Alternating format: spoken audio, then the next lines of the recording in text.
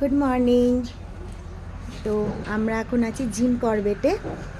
এখন আমাদের বেরোচ্ছি, আমরা ব্রেকফাস্ট হয়ে গেছে আমাদের। তো আমরা এই এখন রুম থেকে বেরোচ্ছি। তো কিছু সাইট সিন করবো, তারপরে আছে আমাদের দুপুরবেলা জঙ্গল সাফারি।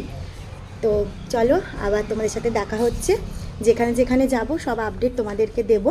এখন আমাদের ব্রেকফাস্ট হয়ে গেছে, আমরা এখন জাস্ট এবার রুম থেকে বেরিয়ে যাচ্ছি।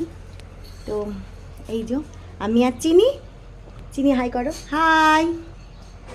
চলো টাটা। তো হোটেল থেকে বেরিয়ে আমরা মোটামুটি এই 15-20 মিনিটের ডিস্টেন্সে আমরা পৌঁছে গেছি কোশি রিভার দেখতে। চিনি গাড়িতে উঠে ঘুমিয়ে পড়েছিল, তো সেই কারণে দীপ ওকে কোলে নিয়েই হাঁটছিল। চিনি কিন্তু একদম অঘুরে ঘুমাচ্ছে। তো দেখো জায়গাটা কিন্তু বেশ সুন্দর, চারিদিক পাহাড় আর মাঝখান দিয়ে নদী বয়ে গেছে, একটু বাদেই তোমরা সেটা দেখতে পাবে। তো এই দেখো জাস্ট ভিউটা অসাধারণ।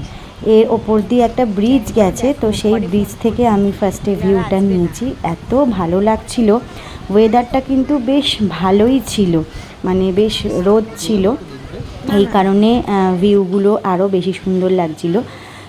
নদীতে কিন্তু বেশি জল ছিল না, মানে তুমি এপার ওপার করতে পারবে হেঁটে, তো এই কারণে বেশ ভালো লাগছিল। তো এইখানে দেখো এই যে নদীটা, অনেক পাথর নুড়ি পড়েছিল, এখানে অনেকে আবার স্নানও করছিল। জলটা কিন্তু প্রচণ্ড ঠান্ডা ছিল। তো আমরা এখানে কিছুক্ষণ ওয়েট করে দাঁড়িয়ে কিছু ফটো তুললাম। এখানে একটা মন্দিরও ছিল, কিন্তু আর সেই মন্দিরটা যেয়ে উঠতে পারিনি, কারণ আমাদের এরপর ছিল জঙ্গল সাফারি, তো লেট হয়ে যাচ্ছিল।